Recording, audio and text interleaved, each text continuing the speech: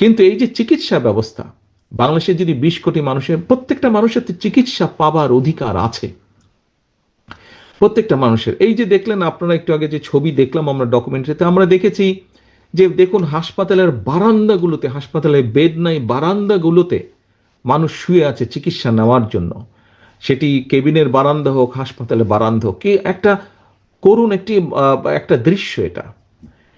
এখন এই যে আমরা যতই হাসপাতাল তৈরি করি, যতই যা করি না কেন, অর্থনৈতিক অবস্থার উপর একটি চাপ পড়ে।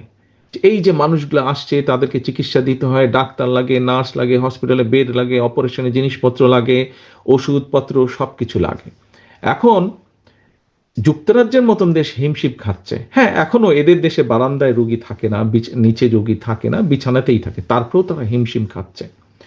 এখন একটি রাজনৈতিক দল, যেই দলটি বিএনপি, যে একটি রাজনৈতিক দল, যেই দলটি মানুষের জন্য কাজ করতে চায়, আমরা চাই দেশের মানুষকে সুস্থ রাখতে, একই সাথে তাদেরকে স্বাস্থ্য সেবা পৌঁছে দিতে।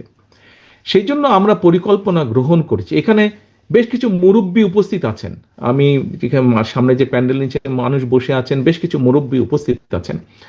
মুরব্বী আপনাদের নিশ্চয়ই মনে আছে, এবং অন্যান্য অনেকেই উপস্থিত আছেন, তাদের না দেখলে হয়তো অনেকেরই মনে আছে বা আমরা শুনেছি, শহীদ রাষ্ট্রপতি জিয়া রহমানের সময় সারা দেশে একটি পথ ছিল, গ্রামের মানুষ যাতে চিকিৎসা পায়। পল্লী চিকিৎসক নামে একদল মানুষ ছিলেন, যারা গ্রামের মানুষকে বেসিক চিকিৎসাগুলো প্রদান করতেন।